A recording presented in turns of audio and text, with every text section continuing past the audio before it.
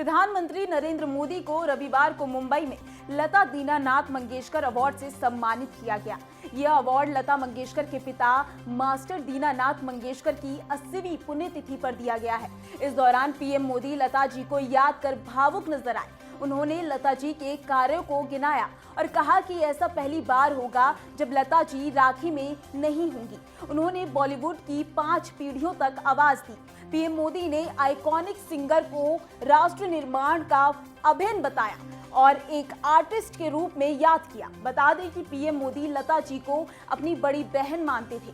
मोदी ये अवार्ड पाने वाले पहले शख्स हैं। लता मंगेशकर का फरवरी में 92 साल की उम्र में मल्टीपल ऑर्गन फेल्योर के बाद निधन हो गया।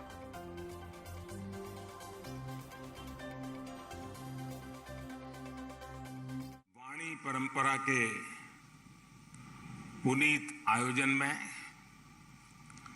हमारे साथ उपस्थित महाराष्ट्र के राज्यपाल श्री भगत सिंह कोश्यारी जी,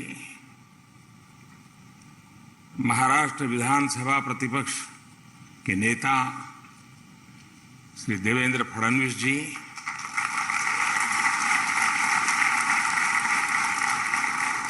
महाराष्ट्र सरकार में मंत्री श्री सुभाष देसाई जी, आदरणीय उषा जी, आशा जी, आदिनाथ मंगेशकर जी, मास्टर दीनानाथ स्मृति प्रतिष्ठान के सभी सदस्यगण, संगीत और कला जगत के सभी विशिष्ट साथियों, अन्य सभी महानुभाव, देवी और सज्जनों, इस महत्वपूर्ण आयोजन में आदरणीय हृदयनाथ मंगेशकर जी को भी आना था, लेकिन जैसे अभी आदिनाथ जी ने बताया, तबीयत ठीक नहीं होने की वजह से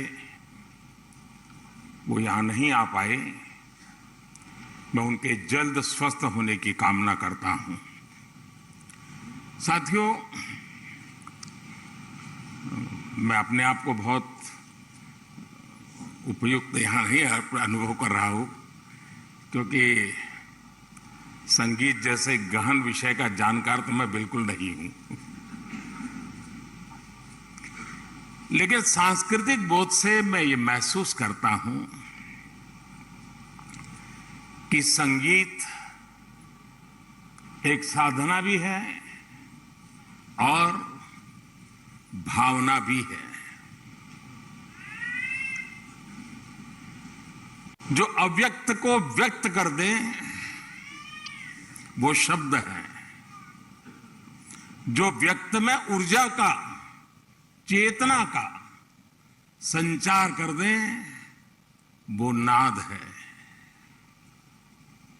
और जो चेतन में भाव और भावना भर दे उसे सृष्टि और संवेदना की पराकाष्ठा तक पहुंचा दे वो संगीत है।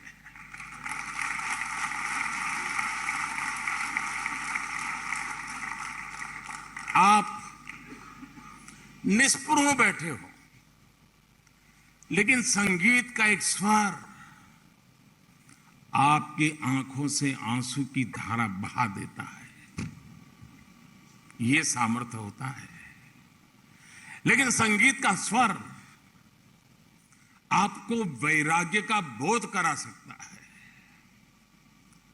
संगीत से आप में विरस भरता है। संगीत मातृत्व और ममता की अनुभूति करवा सकता है। संगीत आपको राष्ट्रभक्ति और कर्तव्य बोध के शिखर पर पहुंचा सकता है। हम सब सौभाग्यशाली हैं कि हमने